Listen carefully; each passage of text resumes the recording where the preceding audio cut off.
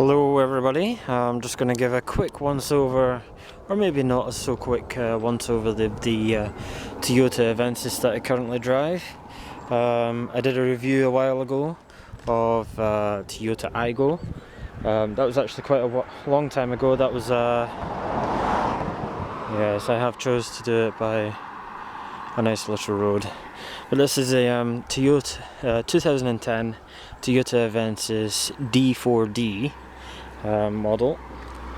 So obviously, with that being said, it's a diesel. We'll just do a quick once over of the internals. So we got the back seats, never actually really been used. Quite a lot of feet storage space, and I am an IT engineer, so I do have quite a lot of space, things under the front seats, like toolkits and whatnot. So quick access. Obviously you've got your little compartment that nearly every car has for change and whatnot. Just take a step into the car. With this model, this is the TR model, so it comes with, just quickly turn this on. So there you go, you got your sat nav. You got your sat nav with this. This is obviously the UK, and I have actually bookmarked that as Beacon Hill. So if you're driving like past a bookmark of your own, it will actually flag it up and put its name on the map. It's quite good. You've got touch screen as well. So you got your, just trying to get it, so there you go. You can set memory spots. It's got 106. Basically it says 99 of possibly 106 free memory. Areas to avoid, so you can set up certain areas you never want to go near, kind of thing, and it will reroute you around that. So let's just zoom out.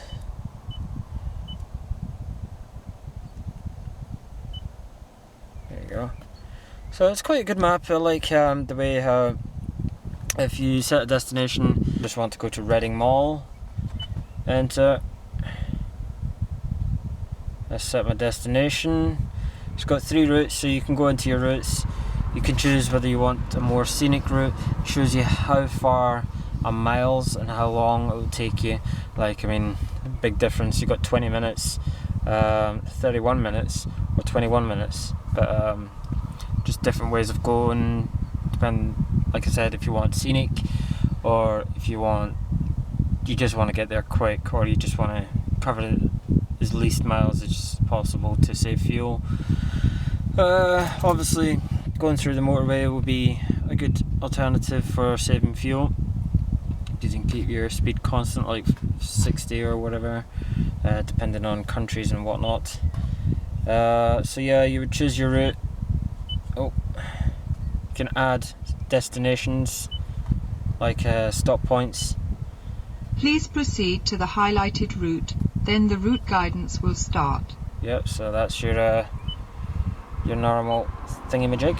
So this is the kind of thing it does when you're coming up to turn off. So it kind of like splits the screen and shows you, I don't know if I can get it to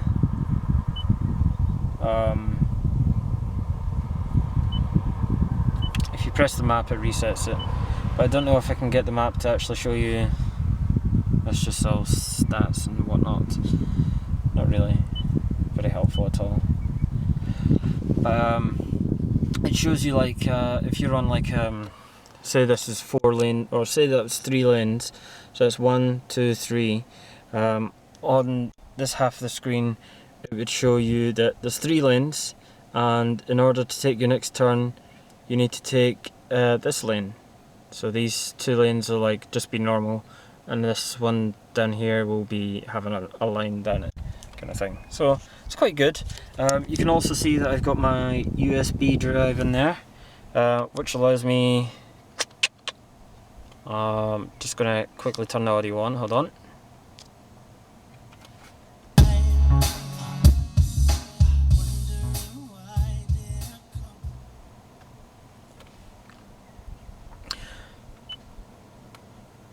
Right, so you go in here, you've got your music.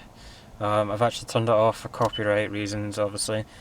But yeah, when you've got a USB drive in, you can flick through all the folders that you've got. You can pick a folder, click File, and then you can change it to whatever track you want to listen to.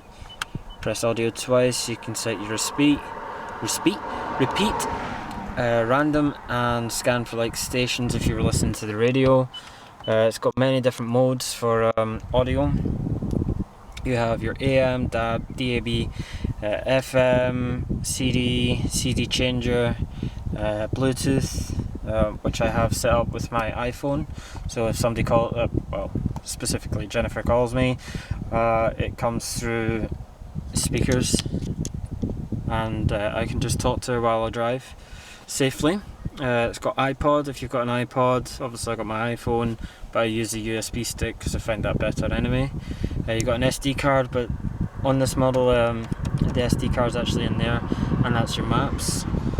You've got your USB obviously, and you've got your aux cable. There's an aux there, and there's also an aux in the lower compartment here.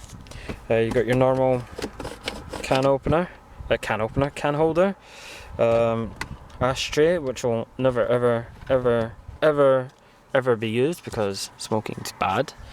Got a reasonably well stuffed glove box. It does go quite deep, as you can see. It's quite you can fit quite a lot of stuff in this glove box compared to all the other cars I've had.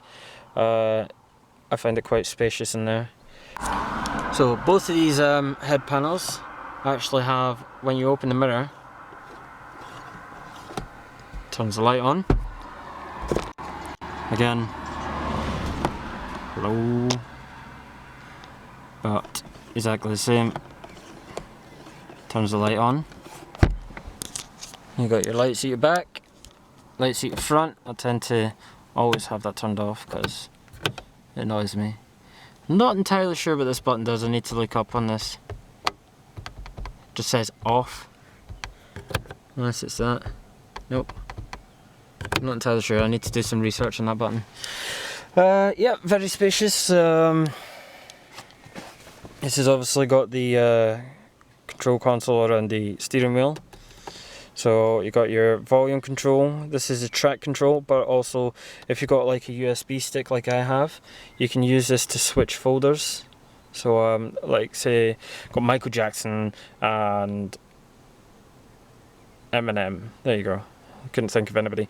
But if I was on Michael Jackson, I would push up and hold it in, and then that would switch to Eminem. If I wanted to go back to Michael Jackson, I'd hold down and that would go back. And obviously, if you do go to the top folder, like say you've got 20 folders of music, you can go to the 20th folder and then push up and hold up, and then that'll go back to the first one, and it will just constantly go through them all. The only thing about the stereo that I don't really like so much, or think that they could have added, is the fact that if you're listening to music, you can set repeat, but you can only set repeat to one track. You can't set repeat to an entire folder instead of going into all the other ones.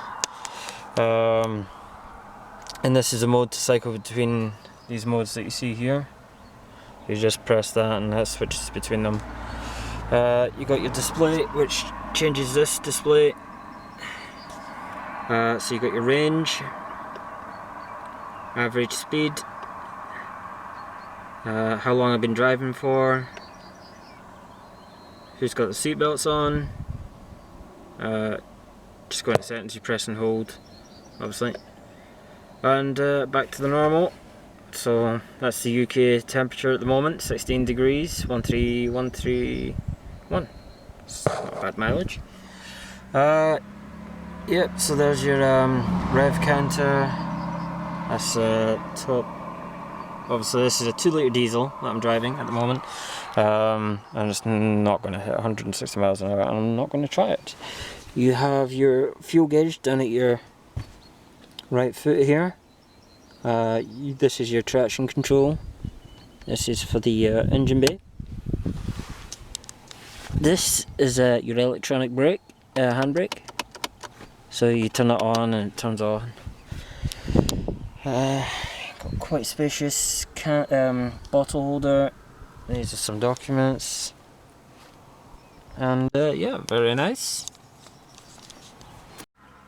So this is the view from the back of the car. Obviously you got your little ashtray, which will again never be used. Obviously I've got my tools in here, so with it being IT, but even with that, I'm not feeling cramped or anything. I can relax. Don't have to worry about my feet being all over the place, even with my tools in here. So if they weren't there in like any normal car, they would be in the boot. I'm just lazy and I don't like putting my stuff in the boot. But even in a normal car, they weren't there. You'd have plenty of space. And same either side. So obviously got this cup holder in the centre. So if you've got 2 passengers, you can have the drinks in there. It's the first time I've actually seen that, to be honest, and the whole time I've had this car. I've had the car for a year now, and quick access to the boot location, which we'll just have a little treks around to now. It's nice and secure. So let's take a trip. Again, you've got little holders down here. Everybody's got automatic windows. The driver's side, you can control all 4 windows. So for children and whatnot, you can raise and lower every set of window. And you got your locks on there. You got your mirror control as well, with electric mirrors. So that's another nice option. Well, I don't think it's actually an option. I think it just comes as standard in my model, but pray for Japan. Right, so we have the boot. So it's got one of these modern, you pull, you let go, eventually. There you go. Sorry about the noise for all the cars passing by. I generally stick my window screen wash on the side here so it's not sliding about the place. However, I do have like the rails options. I've never actually used these, but obviously you push them in and you can tie something down. You've got 4 of these. That will come off if I go any further here, so you can completely remove them. So I've got some jump cables. Got a nice little tripod box, but underneath here I can just prop that up like that. Underneath here, see if I can get this out while holding the camera, we have a spare wheel and your normal jack, and that's it for the boot. I don't think there's your little malarkey.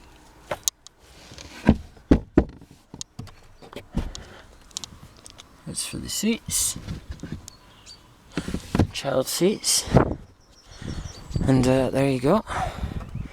So it's quite a spacious boot. I mean, I have to carry like big, like A4 printers around, and I can carry around about 4 of those, and probably fit about 4 machines, like PC machines in there as well. So 4 printers and 4 PC machines is the general size of that, but it is quite spacious. So we'll just close that. Obviously you got your handy handles. This is the option I will show you later on. Comes as standard on the TR model, and that's your camera. Right, Right, so TR model again comes as standard with the alloy wheels. There's your fuel cap on the left hand side on British models. You got your discrete aerial. Very nice. And obviously just a nice overall body on the Avensis. Quite sporty, yet for a family it's very convenient and lots of space all around. Plenty of leisure features, and obviously you've got your rails on top. Out of all the cars I've had, basing like I've had Toyota MR2, I've had a 94 model, I've had a Vauxhall Astra 94 model, Fiat Punto, Fiat Stilo, and obviously the MR2 is more of a sports car. This car, however, being more of a family, business type car. But if I was choosing between them all, I'd go for this for family convenience and general runabout. It's an extremely good car, and I'd definitely give it 11 out of 10, but obviously 10 out of 10. Absolutely great car, and I'd recommend it to anyone. So, thanks for listening to my review. Hope you enjoyed the little walk around the Toyota Avensis.